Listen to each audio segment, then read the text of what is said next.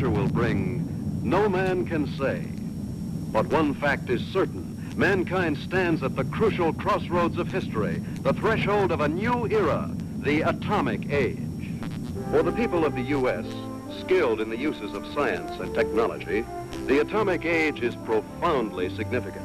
Across a continent enormous in its agricultural potential, Americans have drawn from the earth a rich bounty, have built great cities, have reared towers into the sky, have spun intricate networks of highways across the land. By the application of science, industry has grown increasingly productive, making possible a good way of life. With assurance, Americans look with an abiding faith to the future.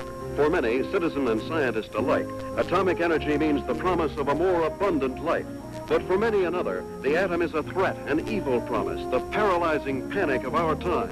Thus, to answer the perplexing question of the atom and its implications, the people have turned their attention to the forum of public affairs, have sought to search out realities, to find the facts, or to listen to men of science, like Dr. Jeremiah Morley, famed geologist, the embattled founder of the now defunct Society to Save Civilization. It was Morley who told a Los Angeles audience that a series of atomic explosions, either accidental or deliberate, could set off a chain reaction to annihilate every man, woman, and child on the face of the earth. It could cause the death of every living thing. In a gloomy report, Morley took a dim view of history, recalled the tragically repetitious story, the decline and fall of all past civilizations. Said Morley, modern civilization could, by the phenomenon of atomic fission, be brought to dust and ashes. For example, if an A-bomb were detonated at the Empire State Building, the area of total destruction would cover an area of 2 miles. Now, since the A-bomb is already obsolete, consider the area of total destruction of an H-bomb. And science has promised us bombs 1,000 times more powerful, poisoning with radioactivity all the air and water of this earth. This could mean not only the end of our own civilization, but the very possibility of any future civilization. What are we going to do about it? I'll tell you what I am going to do about it. I have a plan to preserve human life on this planet. I hope you will join with me in carrying it out.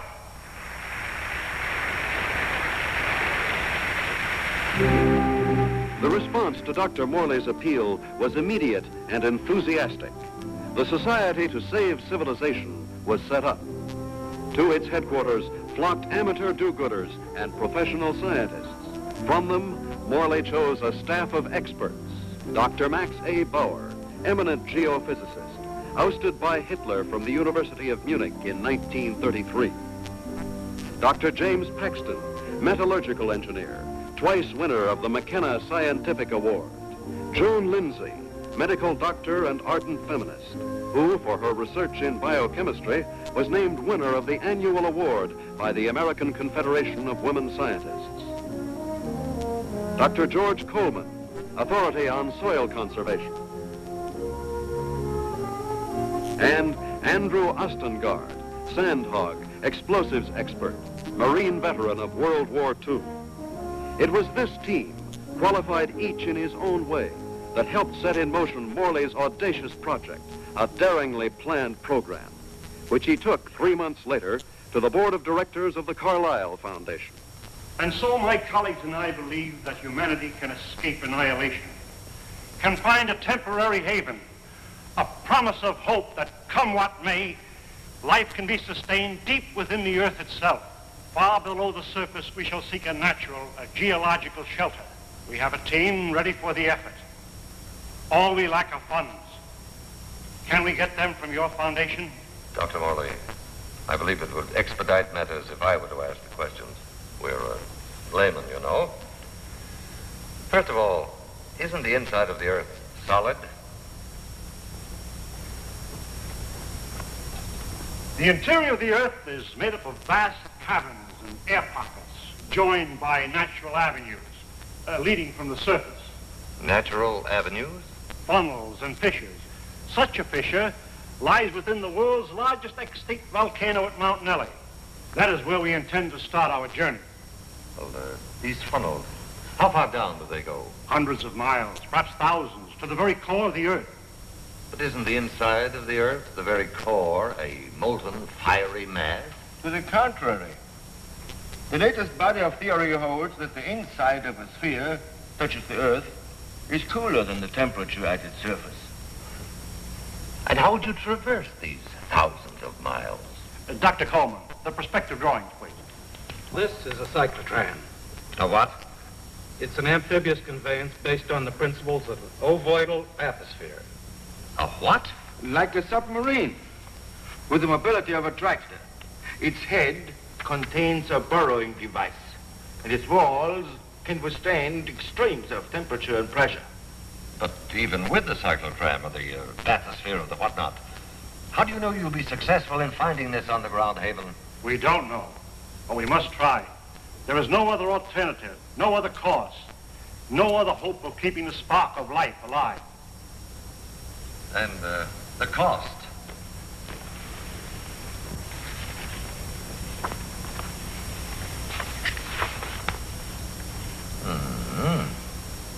That's a lot of money, Dr. Morley. Well, surely you don't expect... But we do. I know you and your committee mean well. Mean well.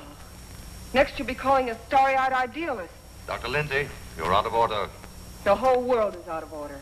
And I suppose you and your associates can set it right? We couldn't have said it wronger if we tried.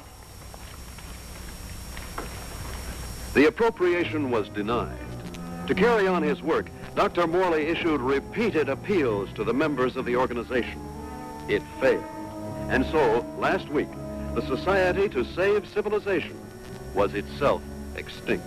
And one of its leaders, Professor Jeremiah Morley and his enthusiastic colleagues. Where were they headed after a year of devotion to a lost but spectacular cause? To newsreel reporters, Dr. Morley had only this to say. We have no plans. We have no hope.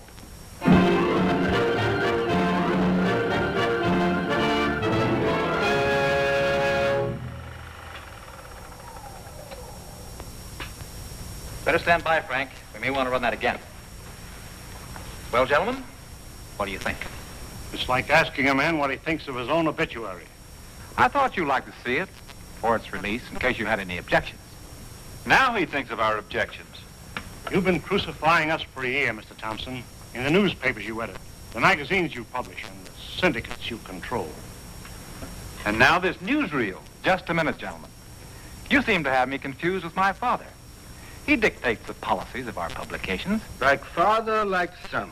Nothing, Dr. Bauer, could be more unscientific. As a matter of fact, my father and I never see eye to eye on anything. So he's the villain of the piece and you are the hero. Quite the contrary. My father has all the virtues of our society. He makes the money, I spend it.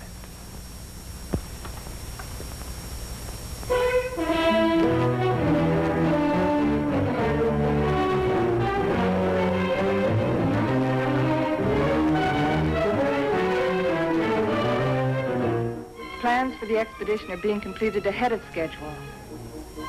And Morley is pleased with our progress. The cyclotram nears completion. Adequate nutrition in concentrated form has been perfected. And for an auxiliary water supply, the Sloan H2O condenser will be used.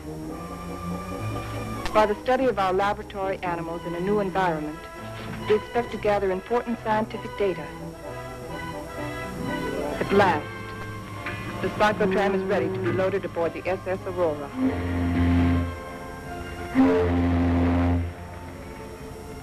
Our destination, the extinct volcano, Mount Nelly, where the inside of the Earth begins. This was our base, a lonely, desolate beach at the foot of the extinct volcano.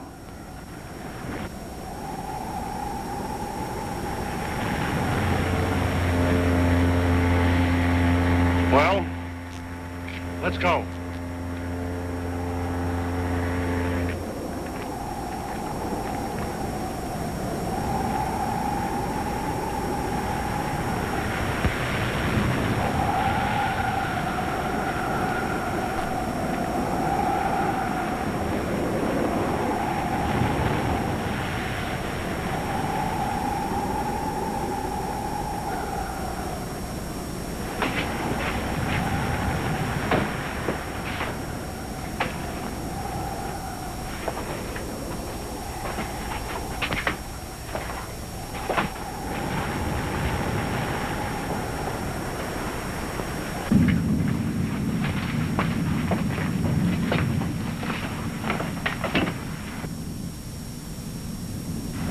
place to spend our last night on Earth.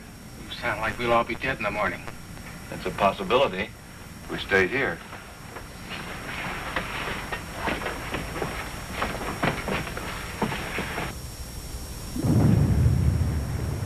Andy, take the controls. Follow the ridge line. Keep out of the ravines. Descend at an angle of not more than 33 degrees.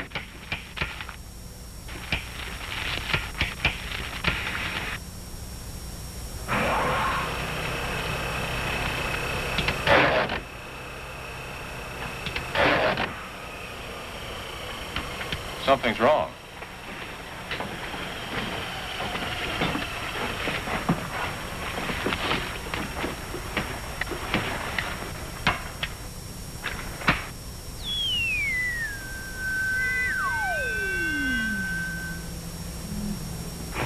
Now try it.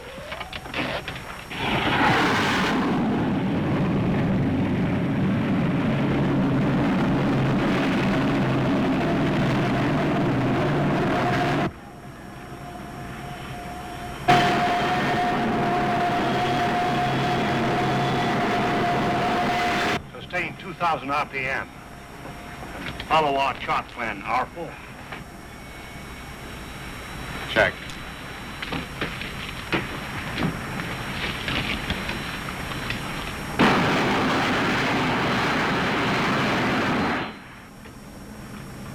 What's our elevation now? Approaching 6,300 feet. Angle of ascent, 19 degrees. Speed constant, 2,100 RPM.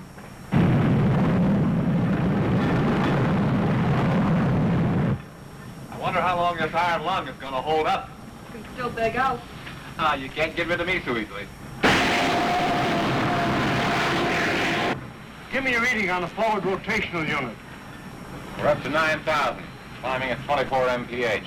Angle 31 degrees. At that rate, we'll make the summit in 4 hours.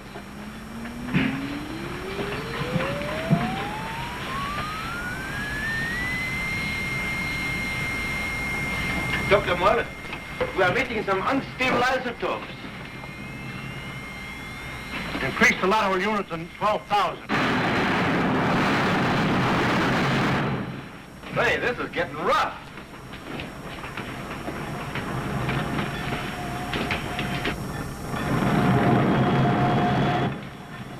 We're approaching position R4.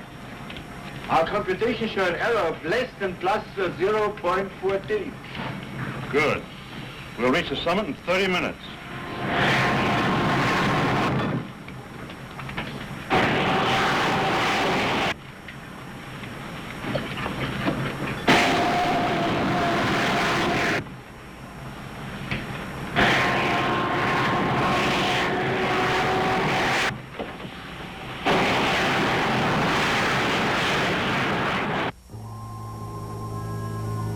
Five hours and 27 minutes. Excellent. 33 minutes ahead of our estimated schedule. We'll make a final check of our position before we enter the crater.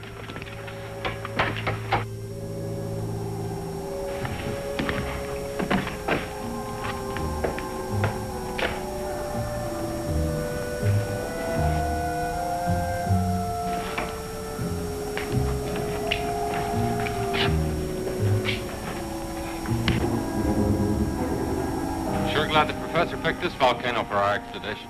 Maybe this one could come to life, too. No, not a chance. No bet on it.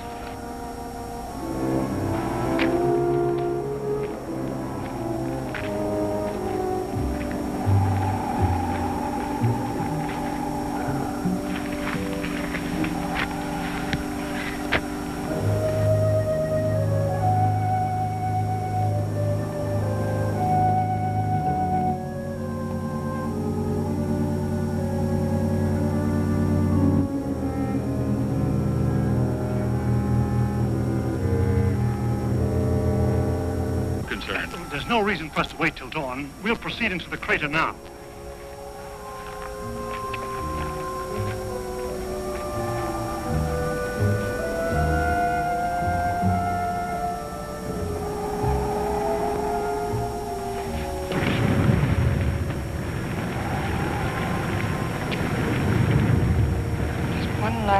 the earth. Yeah. What a way to remember it. Follow the downward spiral. Keep to the inside ledges. Speed 1,200 RPM.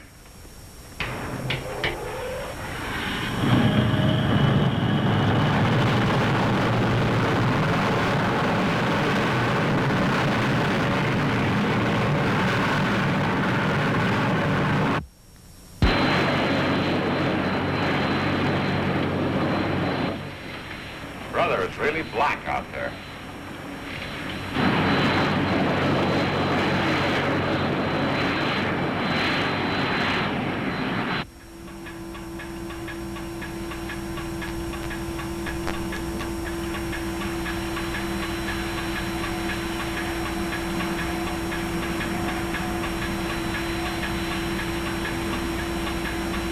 As we descend ever deeper into the volcano, I've observed no unusual physical symptoms. Paxton seems withdrawn, irritable, but with such an annoyance as Wright Thompson present, the condition may not be considered abnormal. The descending ledges are getting awfully narrow. We must be at position R18. Yes, we are. Cut the switches.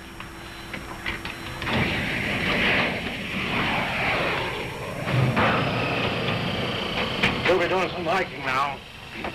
Better have some breakfast.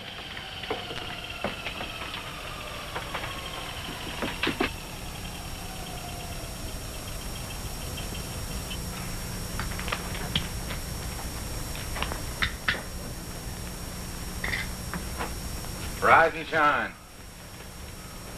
Morning. How can you tell? Breakfast is served. Breakfast. Well, I've always said there's nothing like starting off a hard day's work than with a good breakfast. Hey, Doc?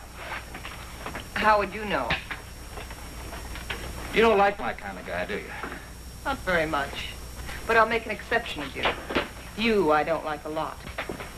Coleman, take the controls. We'll scout the way on foot for you. Follow on down along the widest ledge.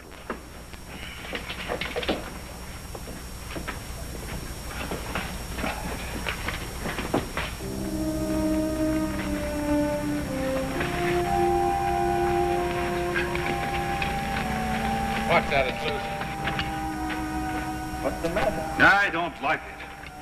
What did you expect in here? A Garden of Eden? I'm not talking about volcanoes. I mean Wright Thompson. He doesn't belong here. None of us belongs here. We're doing what has to be done. He doesn't feel that responsibility. He's just a useless piece of excess baggage, a selfish thrill seeker. But without him, there's been no expedition. Pardon me.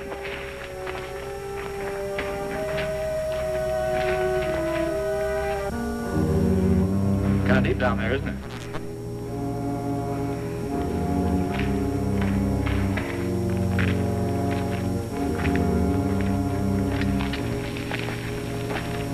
Nice friendly bunch, those scientists. Oh, what's your trouble?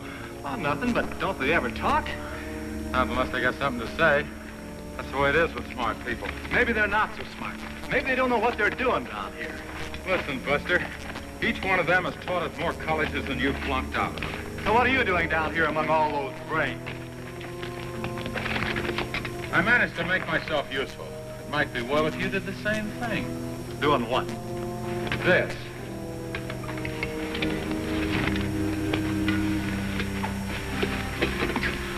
You lead the way for a while.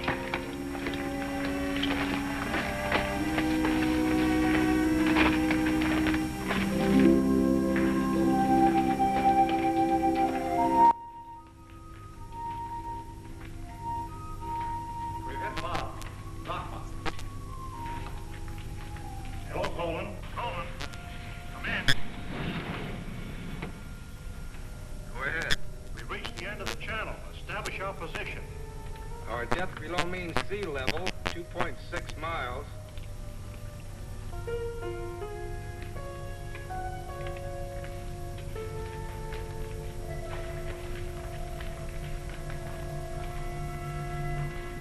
Yank strand underground geological expedition reached this point June 12, 1938, and was unable to proceed further. Why anyone who follows us should want to go further, we do not know, but we assume that they have good reason for doing so. Good luck. If Engström were living today, he'd know the reason. The world has changed since 1938. The world has changed since yesterday. We better get to work.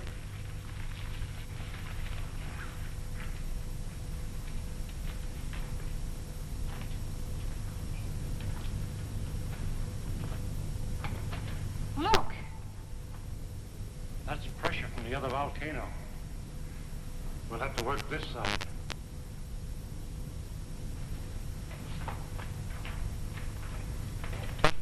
Paxton! Yes, Dr. Morley? Start making density readings on that wall over there. Yes, sir.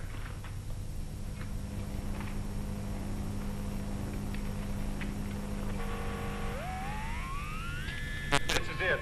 The point of least resistance. Okay, Andy. I'm ready. We'll all go back to the cyclotram.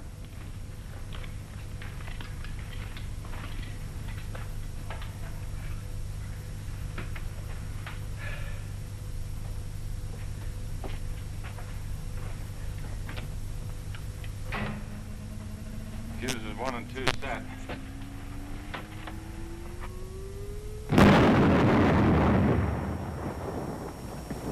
I wonder what we'll be running into. There's only one way to find out.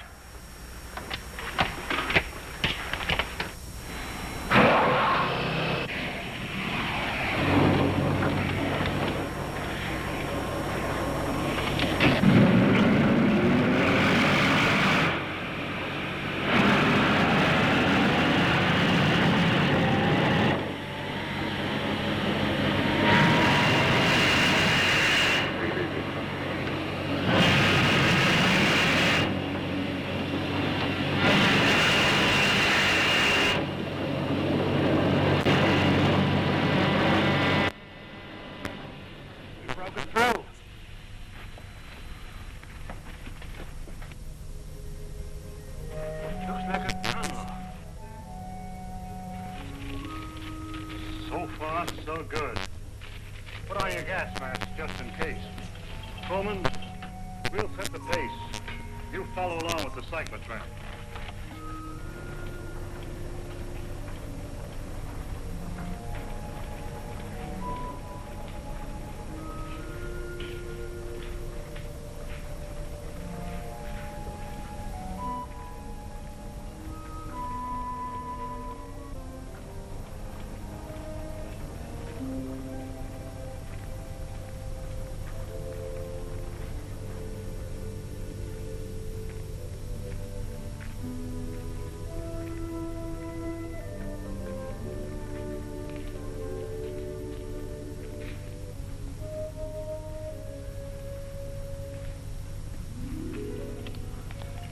The air is fresh and clear.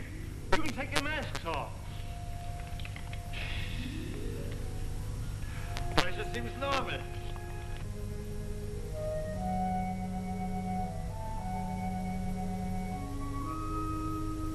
I wonder where it leads. That's exactly what we're going to find out. Lead the way, Andy.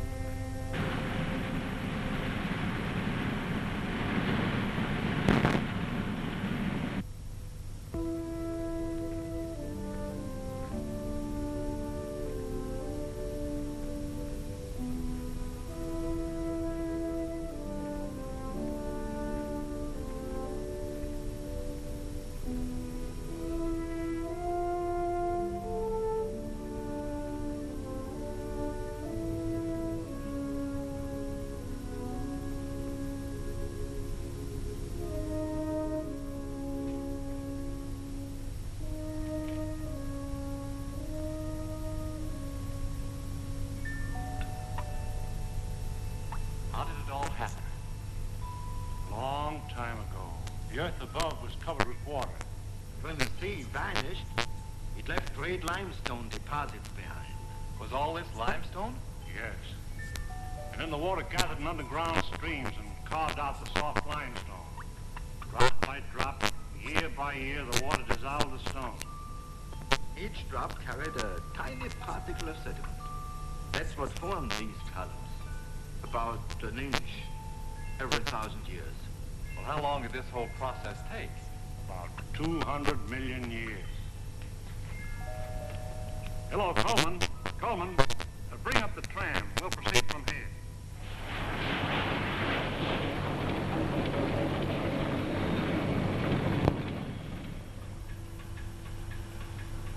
We're down 100 miles. You better pull up. Cut the switches.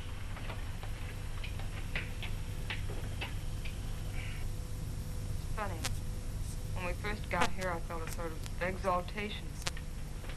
Now I feel depressed. I don't know why. The oxygen content is adequate. I know. But I too feel suffocated.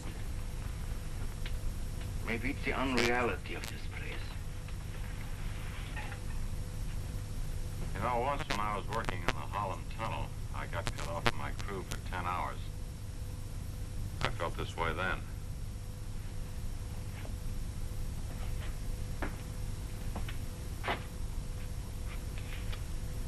I think I know what it is. It's loneliness. It's the feeling of a person away from people. I felt it on the top of a mountain in Tibet, in a jungle, and on the Arabian Desert. It's like the last cord tying you with humanity that cut. It's more than that. People have dignity only in relation to many other people. Alone, a man is as useless as any rock out there. No, you're both talking nonsense. Nature doesn't influence man. Man influences nature. One man, one strong man, can change nature. Oh, you're wrong, Dr. Paxton. It isn't one man. It's many men working together. Right, teacher? Men together are no more than sheep. One man standing alone leads the way, and the sheep follow. Please, gentlemen. Well, I'm embarrassed for all of you who call yourselves scientists, swayed by a self-indulgent young fool. I'm going ahead. I hope that by the time you catch up with me, the atmosphere will have cleared the cobwebs from your brains.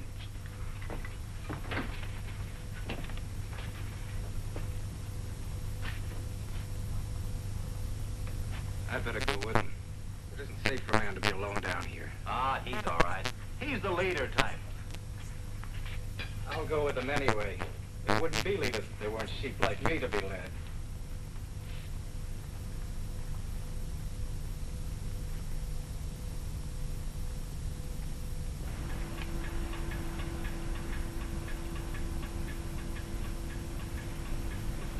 I still don't see any sign of Paxton and Coleman. Well, keep going.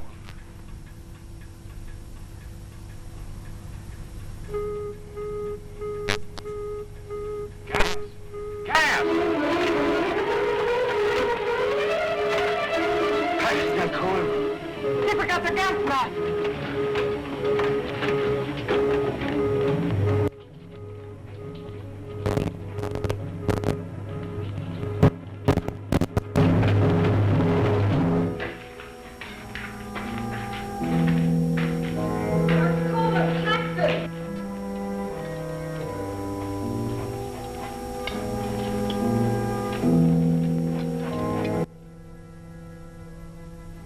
There they are!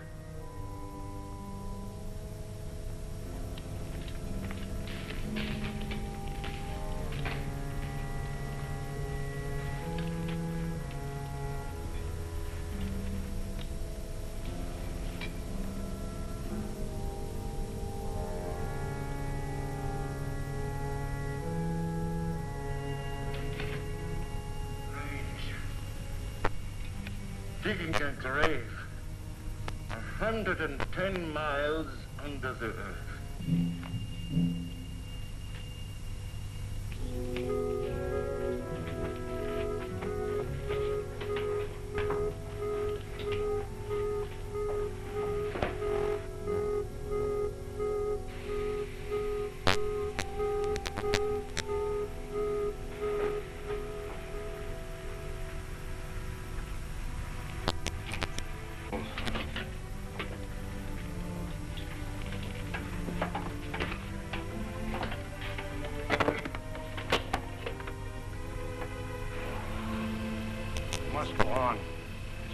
turn back now.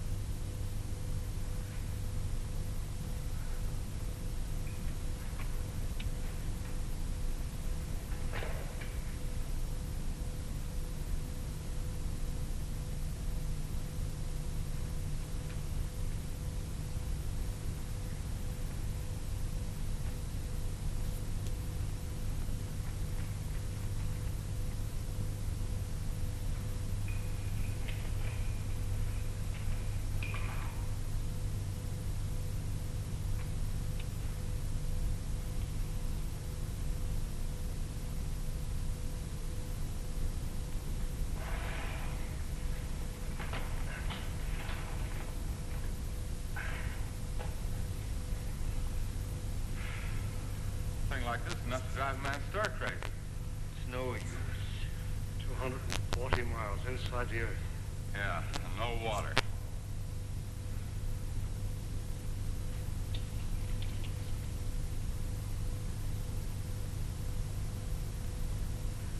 Here. I've been setting it to the animals.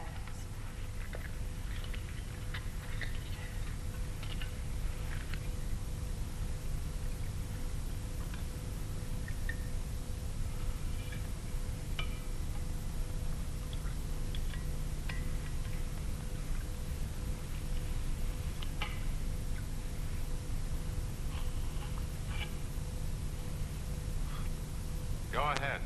Enjoy yourself. It doesn't cost a cent.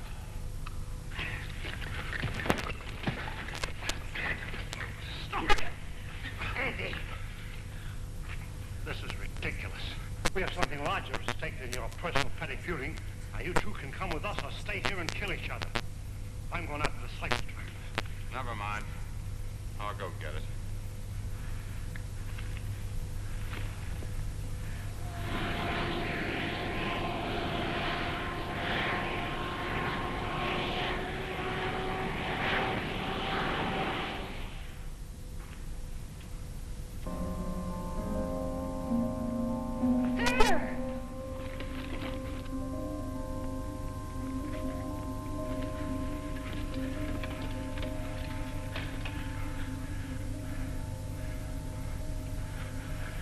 Oil.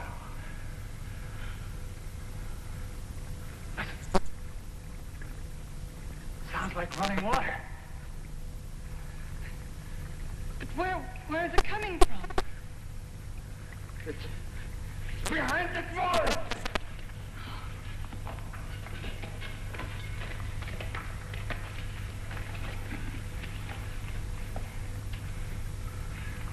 It is running water. Well, why don't we go through the wall of the cyclotron? No. There's this brother. There's still such a thing as too much water. It could be an underground sea. Andy, bring a couple of heavy hammers.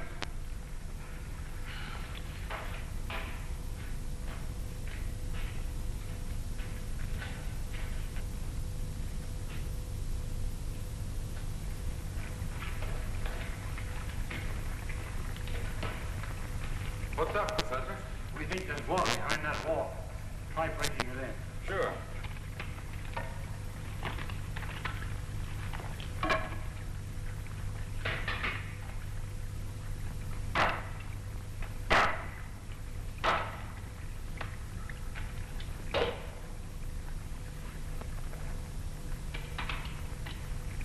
I brought 2 hammers, you know.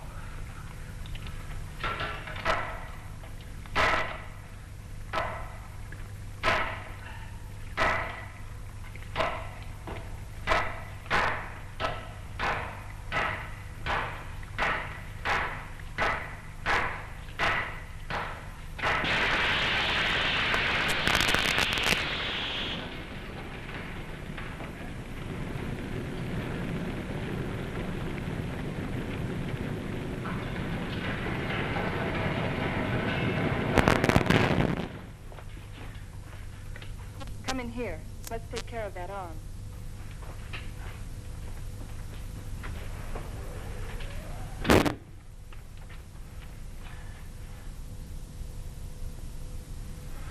The outside temperature's rising fast. It's up 280 degrees now. It looks like it could go on forever.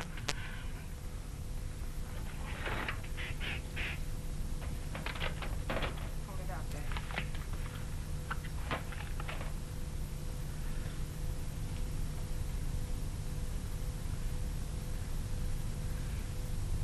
Outside temperature. It's dropping fast. The outside pressure's dropping, too.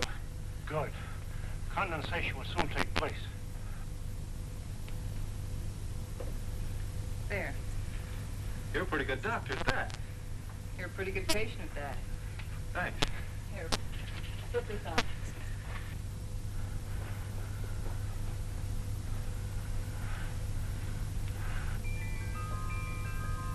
It's water.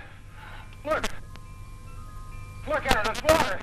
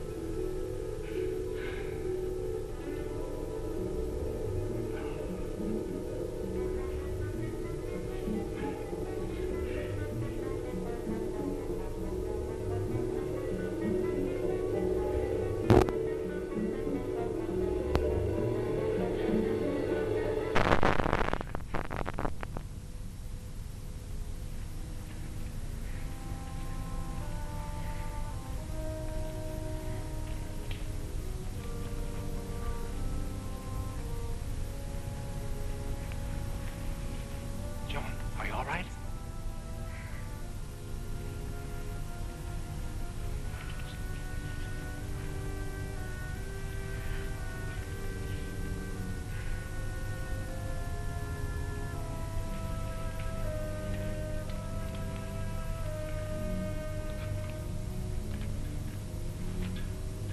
Well, what shall we do now? All right, I'll say it. I'll say what's on all of our minds. Don't try to read our minds, Thompson. Just speak for yourself. Then I say, let's go back. And I say go on. But look at Joan.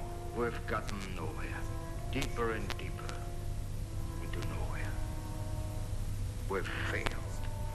Would our failure be any less if we turned back now? Our chances of living would be greater. If we go on, we're dead. Dead is Paxton and Coleman. That's a chance we have to take. The stakes are high, higher than our lives. They involve the life and death of all mankind. That's a great speech. But I won't buy it. All right. Let's put it to a vote. Thompson? Go back. Andy? Go on. Bauer?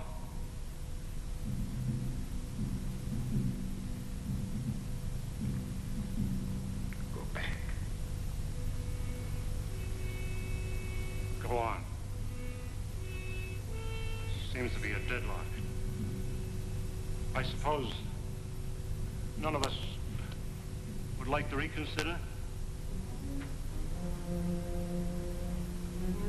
Doesn't woman suffrage count here? What do you say, Joan? I'd say go on, and let's not waste any more time about it.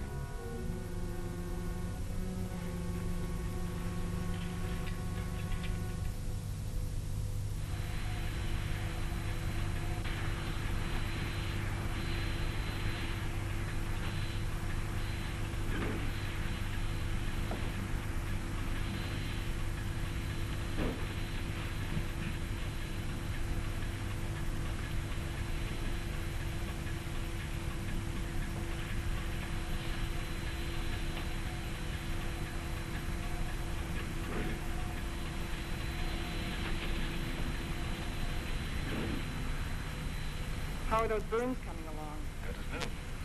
How are you, Doc? Oh, I'll get by. Here. What's it for? Does it have to be for something? Does everything have to be functional?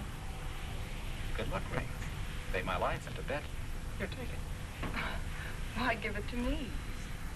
Haven't you ever been romanced before? Not 900 miles below sea level. Then it's about time. If there were any flowers around here, I'd pick them for you.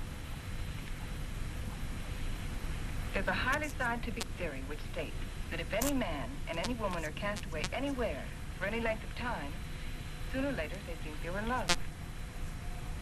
That's what's happened to you. If that theory has any value, it should apply to you. Does it? No. Well, I guess I need a little more time. We'll talk about it later.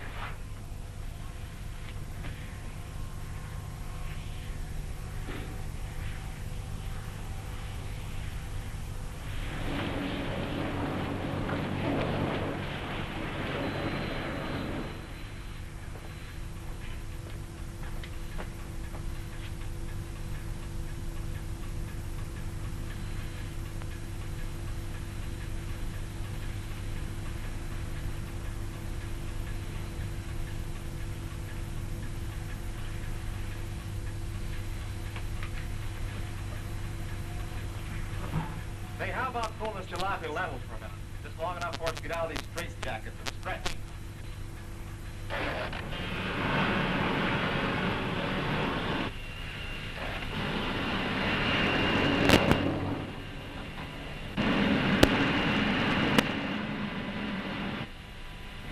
How much longer is it going to be like this?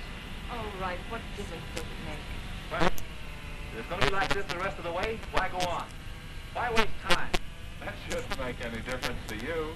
You've never done anything but waste time. Listen, you meathead. Just because you're a sandhog that likes to go grubbing around in the ground, and you're a mountain goat with his head in the clouds. Stop it, both of you! I've had enough of this. What's happened? I don't know. There's much water.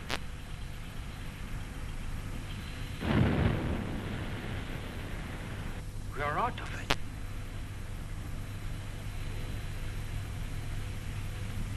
This might be what we're looking for. Let's make a landing and explore the area.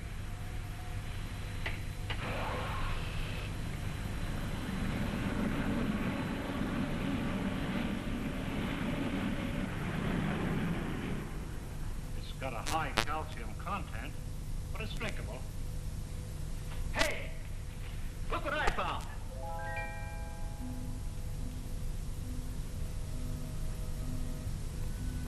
They're cave pearls. Cave pearls? How much they worth? Calcium carbonate. Calcium carbonate.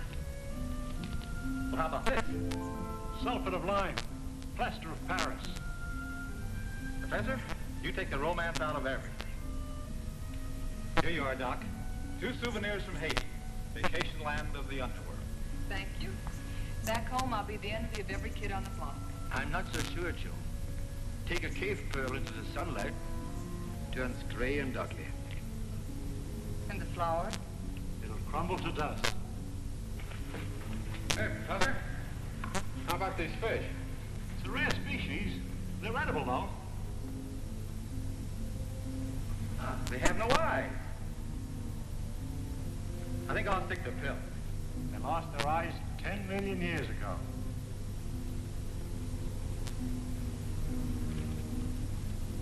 What kind of a place is it? Flowers crumble to dust in your hands. Stones that look like pearls. Fish without eyes. Nature sure a practical joker. I suppose you could have done better. 10 million years, I couldn't have done worse. Morley believes this is the shelter we've been searching for. A valley of shadows, where light can be sustained. A shelter for humanity. And yet our morale is very low. What do we want? A ray or two of sunshine? A change of seasons? Starry nights? In this graveyard, Morley thinks We can build a new life right here. You mean this is what we're looking for? You'll get used to it. Well, who wants to get used to it? go on. A little further. But we've come 1,100 miles already. How can you measure what we've been through in miles?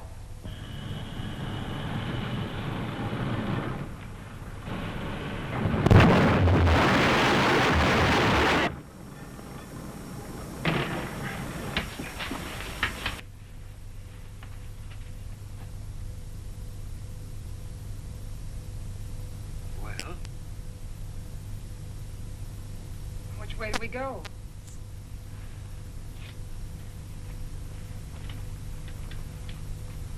I suppose we'll have to explore both channels. I'll take the right one. Right? You take the other. Why me? I'll tell you why. I'm sick of taking your orders. That's the trouble with you, Thompson. That's all you do is take, you never give. Without me, there wouldn't have been any expedition. Well, that's not enough. It's time you gave something yourself and not your pocketbook. And We might as well get started.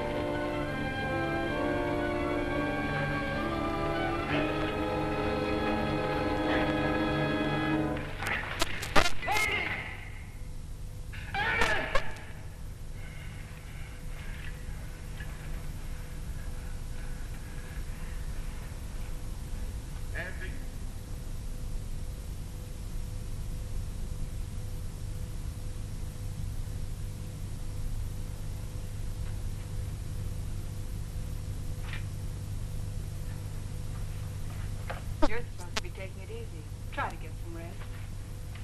Listen to me, Wright. You've been like this for days. How long can you keep it up? He didn't like me any more than I liked him. Yet he saved my life. It doesn't help brooding over it. But he died saving my life. He did what he believed was right.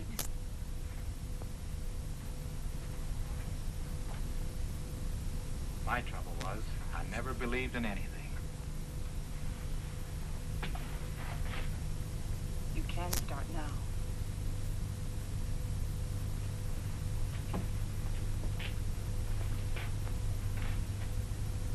Morley wants to go back to that Valley of the Shadows he liked so much.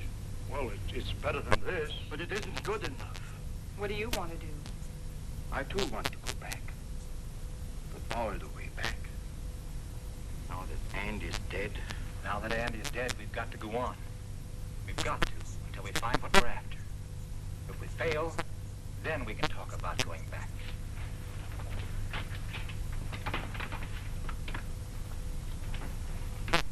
Over there. Good.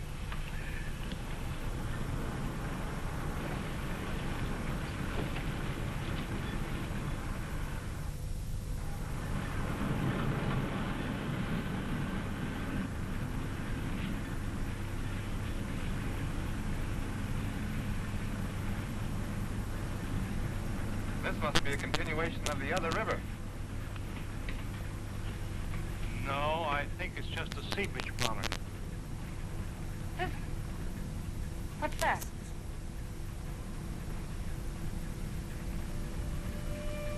Look! It's like daylight.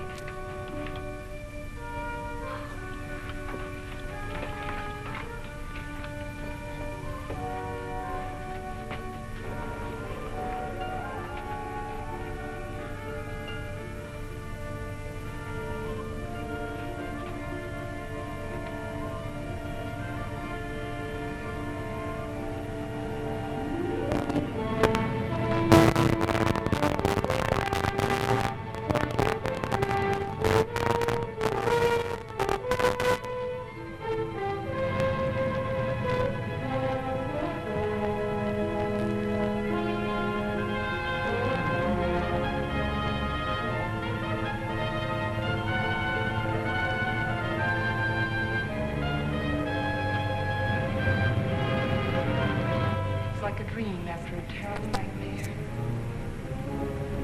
I think we found it.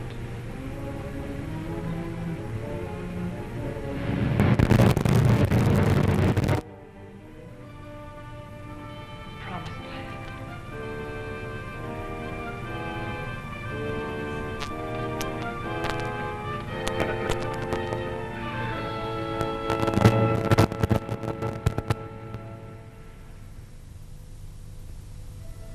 We have discovered a vast and radiant cavern deep within the earth. Along the shores of this incredible cave lies a great underground sea, gathering up the waters of the earth. A strange, sunless light is reflected from the phosphorescent domes. The glowing peaks are weathered and sharp, and the gullies deep. The wind is soft, and the climate pleasant. Vapors rise up into the bright dome, forming luminous clouds.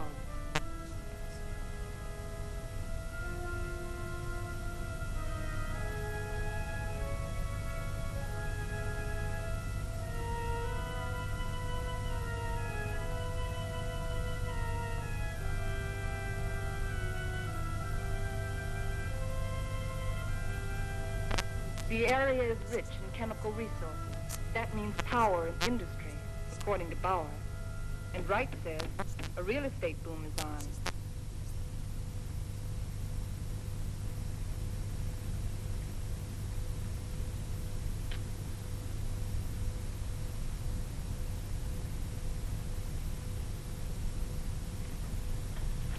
You got a match? Sure.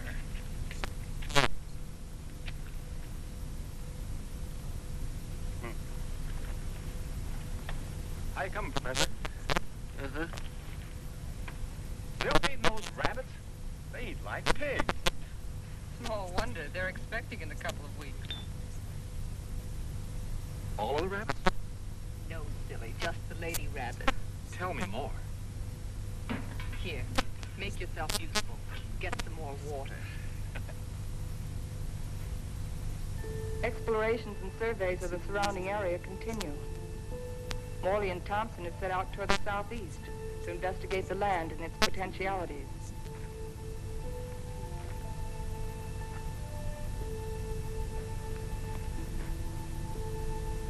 This is a strange kind of sand. That's not sand, it's volcanic ash. The ash will make good fertilizer for our crops. Crops? Let's face facts, Morley. This is a desert. The very word means deserted by life. And you talk about crops. It can be irrigated. This country has everything. Water, soil, air, heat. Yeah, you're forgetting one thing, though. No sunlight. Science can adjust that. Crops can thrive without sunlight. Perhaps. But can we?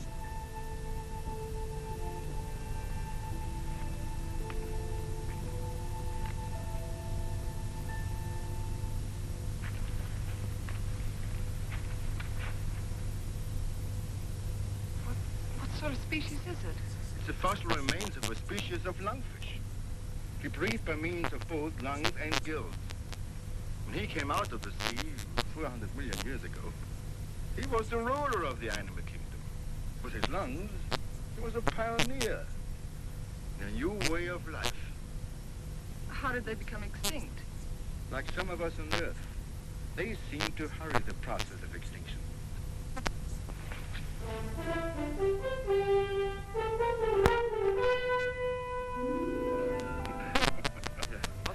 You act like you swallowed a canary for breakfast.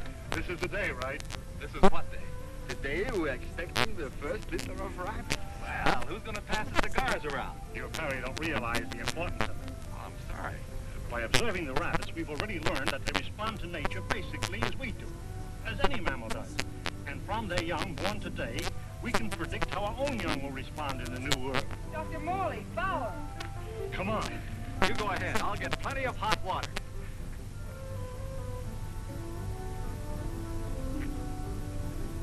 Well, how many boy rabbits and how many girl rabbits, huh? What's the matter?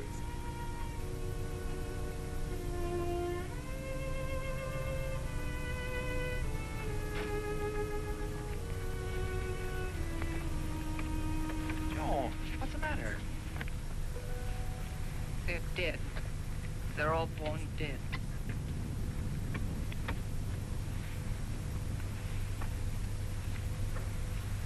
I can't understand it. Why? There must be some cause, some biological reason. We've been searching for causes. Our investigations have been checked, tests rechecked. Examination of genetic tissue proves that all experimental animals born here are sterile.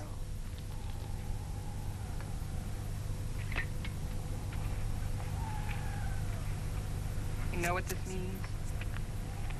This new world. A haven for the dead. This is the end of the line. Now we know that the human race cannot reproduce itself in this underworld region. It appears our mission is a failure. Then we can't stay here. At least one generation could. And after that, what? The end of humanity. That I won't accept. Neither can you run away from facts.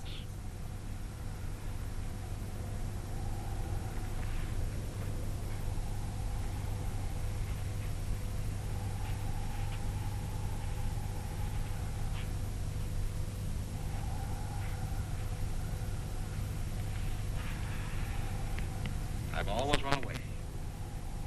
Climbing mountains. Trying to prove something. I don't know what. I too ran away instead of fighting. And now I've run away again. And I was always afraid I couldn't compete in a man's world. I think I want to go back and try again. Go back to what? To a world bent on self-destruction? We can live the rest of our lives here in peace. Morley, you're wrong. This isn't peace. This is a resting place for the living dead. I don't believe it's the end of the world. I don't believe it's the end of mankind. You're young. You don't know. I've lived through the terrors of 2 great wars. I've had enough.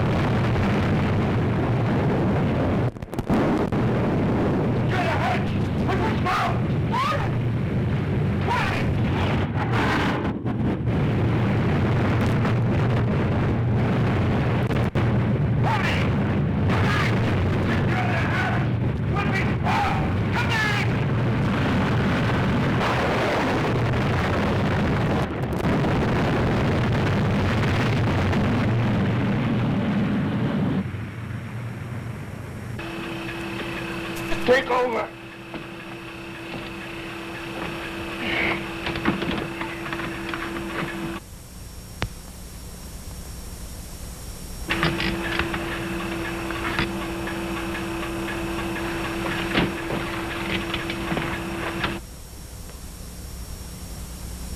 Something's wrong. Something's pulling us down.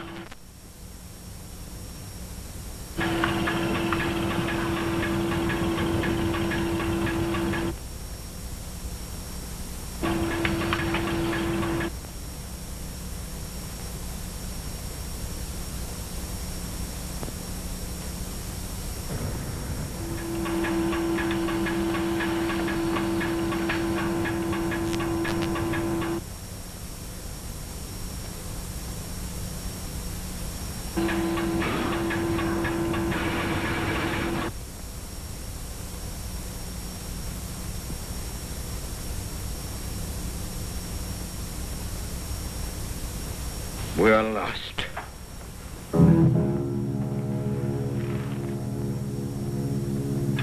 We're in a blind alley. Ever since we started, we've been in a blind alley. We can't bury ourselves in the earth and expect to live. Maybe that's the secret. Morley understood. Strange.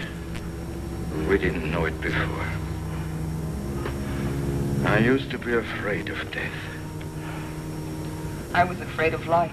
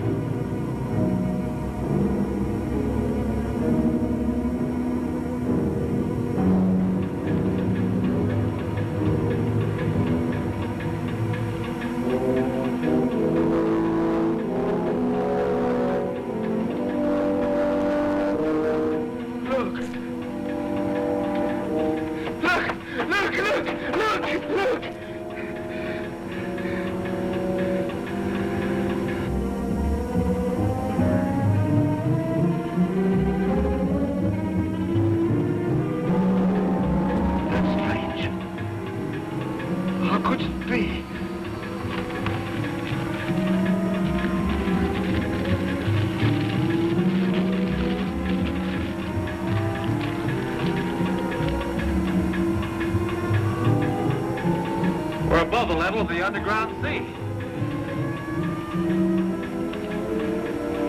We found a channel to the upper ocean.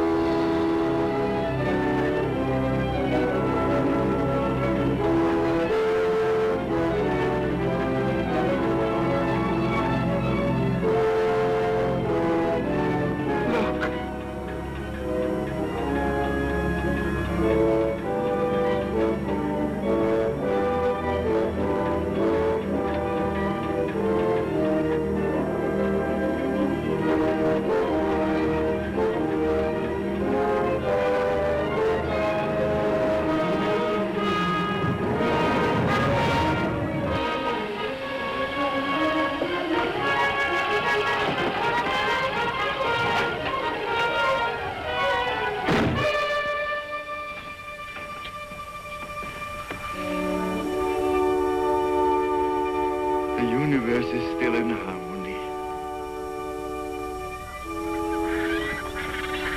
There's life on that island. People. I feel like I'll live forever.